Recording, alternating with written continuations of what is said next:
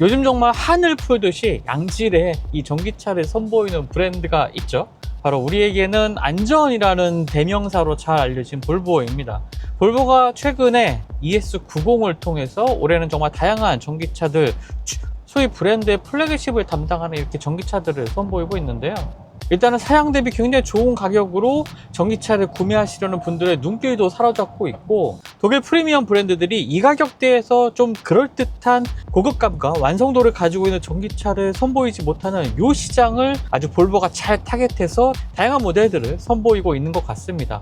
오늘은 그 중에서도 EX90 만나고 있는데요. 정말 오랫동안 국내 출시가 미뤄져 왔던 모델이기도 한데 이 기다리는 시간이 허투루 사용된 시간은 아니었습니다. 그만큼 내실을 다듬어서 국내 시장에 도입됐기 때문에 아마 만족도는 굉장히 좋을 거라는 생각이 드는데요. 지금부터 볼보 EX90 어떤 특징이 있는지 살펴보겠습니다. 사실 좀 다른 브랜드의 얘기긴 한데요. 요즘 독일 제조사들이 큰 고민에 빠졌습니다. 그동안은 믿었던 이 중국 시장이 흔들리면서 기존의 고비용 그리고 고마진 시장에 좀 집중했던 독일 프리미엄 3사가 굉장히 고생하고 있거든요. 최근 독일의 이 제조사들이 연이어서 이 고용 감축 그리고 허리띠 졸라매기를 발표를 하고 있습니다. 상당히 고강도의 이러한 정책들이 발표되고 있는데요. 참 이런 것들을 보면은 요즘 세상에 이 자동차 판매하는 게 쉽지 않다라는 생각을 하게 됩니다. 이렇게 좀 골머리를 썩고 있는 회사도 있는 반면에 볼보는 오히려 조금 상황이 나쁘지 않은 것 같아요. 오히려 볼보는 지리의 든든한 이 지원, 그리고 어떻게 보면 이 볼보의 정권을 위임하는 이러한 방식을 통해서 전동화 모델들을 계속 발전시켜 오고 있고요. 최근에 중국 지분이 반영된 이 차들을 미국 시장 내에서 판매하지 못하게 하겠다라는 발표가 난 이후에 폴스타는 사실 철수를 결정했죠. 하지만 볼보는 다행히도 또 미국 시장에서도 팔 수가 있게 됐습니다. 거기다가 스파3 플랫폼을 탑재하는 EX60까지 좋은 평가와 반응을 좀 이끌어내고 있고요. 그리고 스파2 플랫폼을 사용하고 있는 EX90, ES90 같은 SUV와 세단 모델들도 지금 출시된 시장에서 평가가 나쁘지가 않습니다. 최근에 보도자료가 하나 왔었는데요. 현대차 아이오닉 9과 볼보 EX90을 비교해서 평가한 결과를 이 현대차에서 보도자료를 뿌렸는데 아이오닉 9이 더 좋은 점수를 받았다라는 보도자료 내용이긴 했는데 그 평가 항목들을 보면요, 나름 우세했던 부분과 평가를 받지 못했던 부분들을 확인할 수가 있었거든요. 의외였던 것은요, 뭐 아이오닉 9 같은 경우에는 이 실내 공간의 크기를 훨씬 더 잘 뽑아서 뭐 공간 효율성을 높였다라는 부분에서 굉장히 높은 점수를 받았지만 주행성에 있어서는 EX90이 훨씬 더 높은 점수를 받았습니다.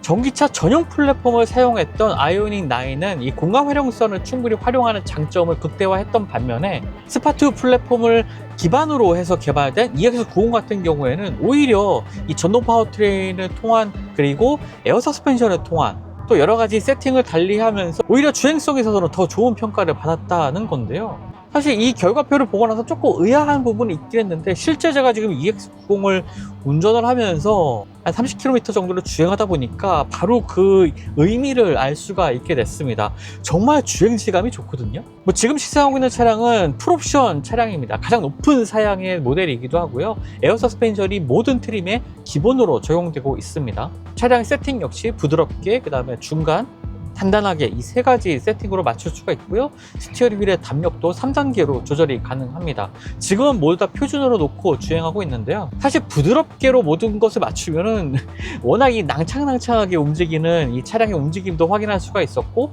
스티어링 휠도 지나치게 좀 가볍게 논다라는 느낌을 받았거든요. 하지만 일반적인 표준 모드라든지 단단함으로 이제 바꾸게 되면은 아주 운전하기 좋은 세팅으로 바뀌게 됩니다. 사실 이 차량의 크기가 워낙 큰 SUV, 플래그십 SUV 모델이기도 하죠.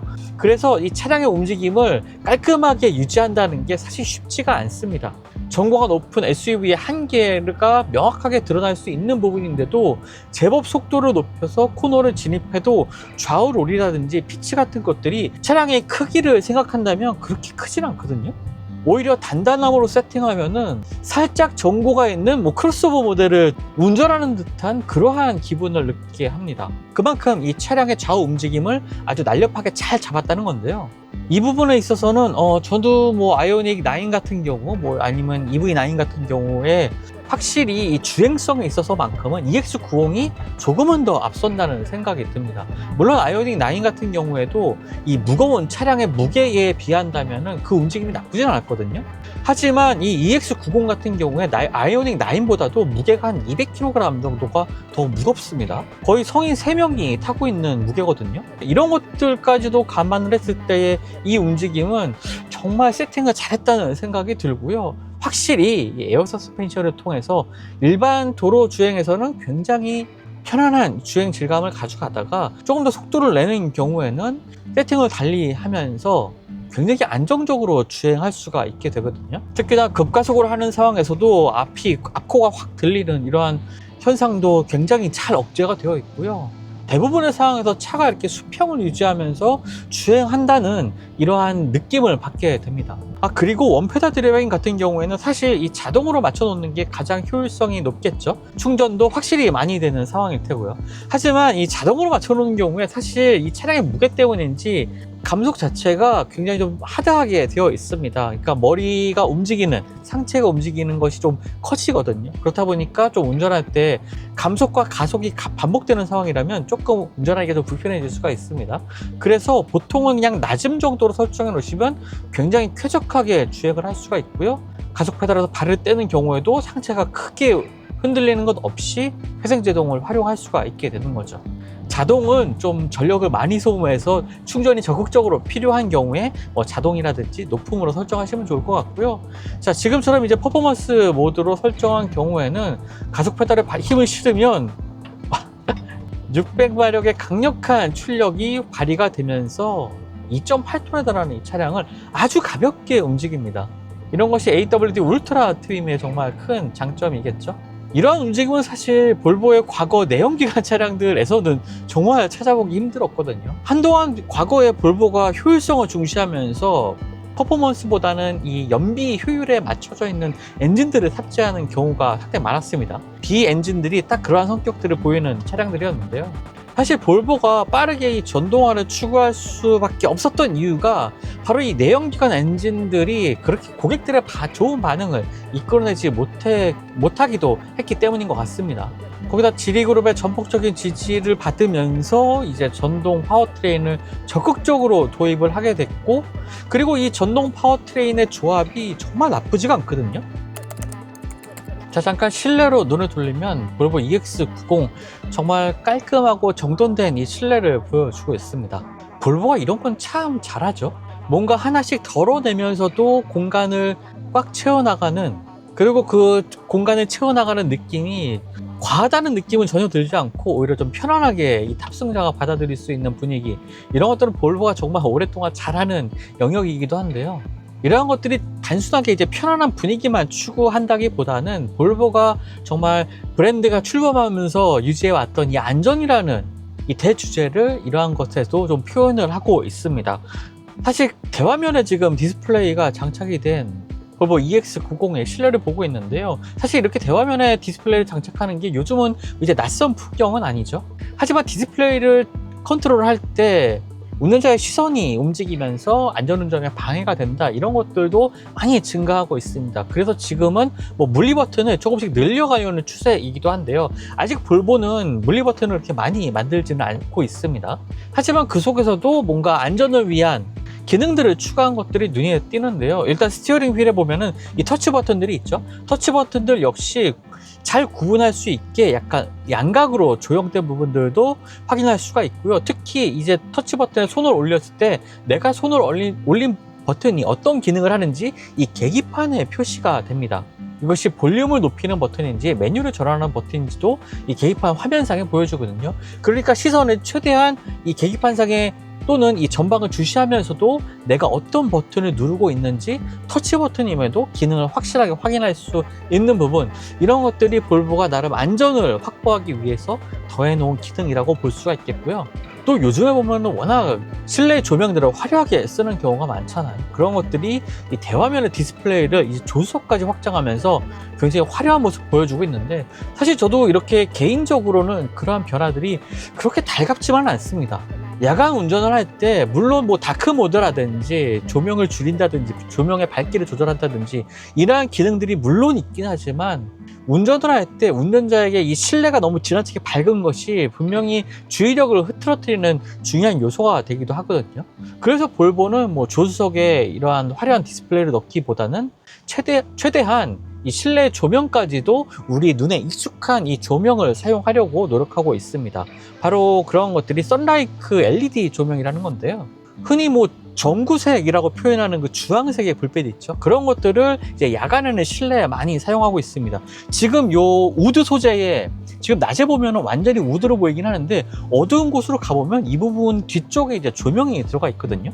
그러한 것이 이 얇은 이 나무 소재를 이제 투사를 해서 이 조명이 비치게 되는데 이러한 조명들 역시 이러한 주광색 색상의 LED 조명들로 밝혀지고 있습니다. 그래서 야간에 보면은 이 주황 빛깔로 아주 차분하게 조명이 들어와 있는 것을 확인할 수가 있는데요. 이러한 조도 역시 블루라이트 차단 기능처럼 우리 눈에 피로를 주지 않고 좀 더 실내를 차분하게 만드는 이러한 조명들이 적극 사용되고 있는 것도 볼보다운 조명이라는 생각이 들고요.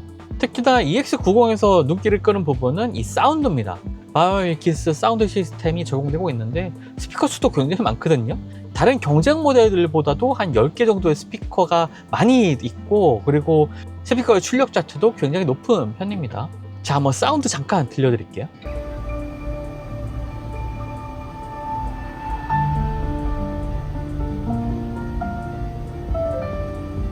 차분한 실내 분위기와 함께 이러한 사운드들이 운전자에게 이 차량에 대한 만족감을 더 높여주는 기능을 하게 되겠죠. 단순하게 차량 가격만 봤을 때는 어떻게 느끼실지 모르겠어요. 하지만 실제로 차량을 운전해보고 이 실내의 곳곳에 적용된 이 소재의 고급감 이런 것들을 체험하면서 이 사운드와 함께 야간에는 이 부드러운 조명으로 어우러진 실내 공간까지 체험하다 보면은 다른 경쟁 모델들과 비교할 때 이 가격으로 이 정도의 품질을 만나기가 사실은 쉽지 않거든요. 거기다가 이 차는 전기차입니다. 순수한 전기차이기 때문에 최신 전동 파워트레인까지 경험할 수 있다는 점, 이런 점들까지 더해진다면 더욱더 가격적인 메리트가 높아진다는 생각이 들거든요. 다시 실내로 좀 돌아오면요, 국내 출시된 모델들은 6인승과 7인승 두 가지를 선택을 할 수가 있습니다. 특히 6인승 같은 경우에는 두 개의 별도로 2열에는 완전히 분리된 시트가 적용이 돼서 더 여유로운 공간을 보여주고 있거든요. 그런데 사실 솔직히 3열 공간이 쓰기가 그렇게 좋은 건 아닙니다.